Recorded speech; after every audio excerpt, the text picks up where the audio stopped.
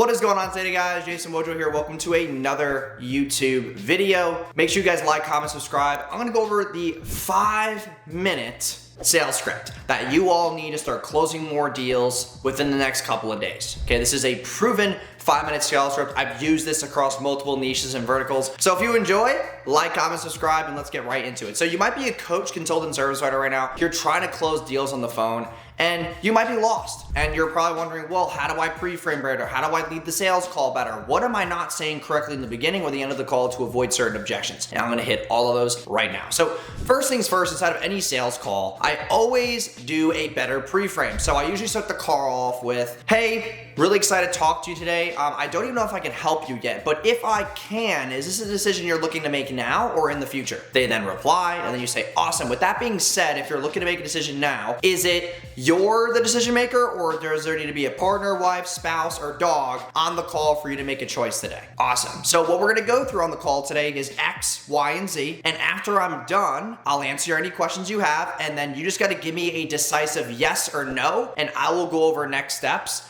and we will get started. How does that sound? And then you hop right into the call. And then you're getting into the discovery part. So that whole pre-frame in the beginning is what we also call in sales, small commitments of yes. If you're looking to get the prospect to say the last yes, which is them obviously buying and pulling out their credit card, you need to get small commitments of yes throughout the sales call. So I go right into discovery questions. I'll ask them, hey, if all went well and we did what we said we were gonna do, which we've done for X amount of people, like 6 months from now, where would you wanna be in your business? Like, what is that bottleneck and what does the goal look like in the next 6 months? And they'll say, hey, you know, I'm at 10K a month. I want to go to 40K a month. Awesome. So within 6 months, you're telling me that if we got you to 40,000 a month, predictably and consistently, not just 1 month, you would call this a success. Yes. Awesome. You're getting another small commitment of a yes. With that being said, what have you done in the past that hasn't worked? Because the worst thing that we could do is do the same thing you're currently doing. That's the definition of insanity. So you don't want to do the same thing that we've already been doing because then you're going to get the same results. Like, yeah, you know,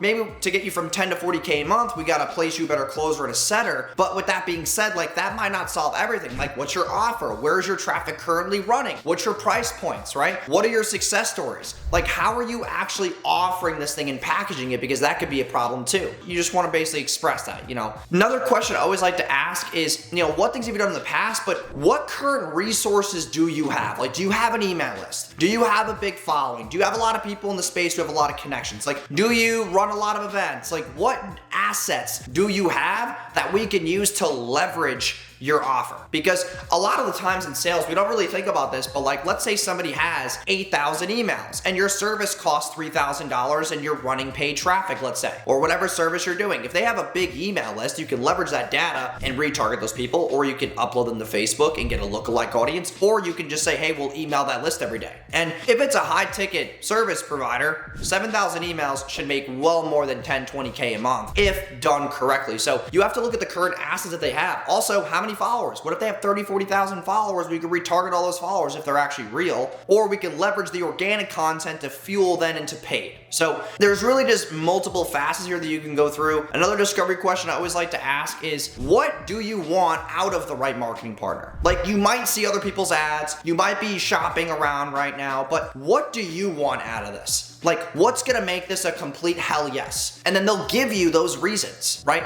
They're gonna say, hey, I want a team who's X, I want a team who's yes, I want a team who's Y, I want a team who's Z. That's when you can then pull up testimonials. This is the social proof of the call. Well, awesome, you know, with that being said, like, would you wanna see how our process works? Then you go through your deliverables, turnaround times, expectations, right? And then you show results. So based on whatever tier you wanna choose, these are results we've seen in this tier. Here's the results we've seen in this tier. Here's the results we've seen in this tier. And you obviously want to push people to the middle tier. I don't care what business you're in, you always want to have 3 tiers because you're going to be trying to push as many people as possible through the middle because that's actually where you have your most margin. The third tier is there for people who actually have the money, but it's more of a price anchor. So your third tier is always a price anchor that's able to basically push people to the middle more. So, you know, that's kind of really how I lay out a sales call. Then you get into objections, right? But that's why you have a better pre-frame. Like if you have a better pre-frame in the beginning, you're going to have less objections at the end of the call. You don't want to deal with that in sales. So on the back end piece, like now you're getting to the price, now you're getting to the actual offer, right? You always want to have a good guarantee, a good pricing structure, you know, pricing things like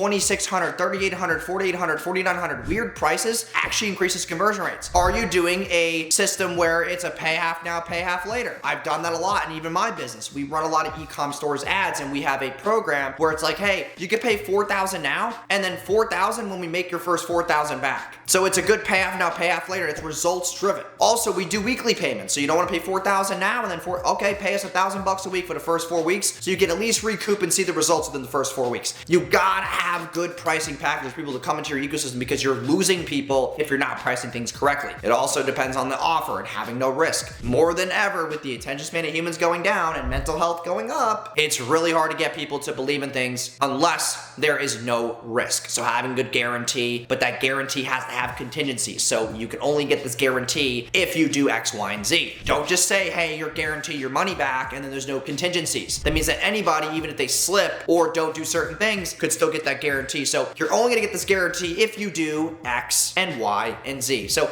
I hope you guys enjoyed this. Make sure you like, comment, subscribe. I'm gonna be bringing a lot more new content. I've been so busy on tour with the Scale Your Ads events and all the things we've been doing with private clients as well. I'm working with some of the biggest people in the space. So stay tuned for more content. Like, comment, subscribe, and share, and I will see you guys in tomorrow's video. Peace.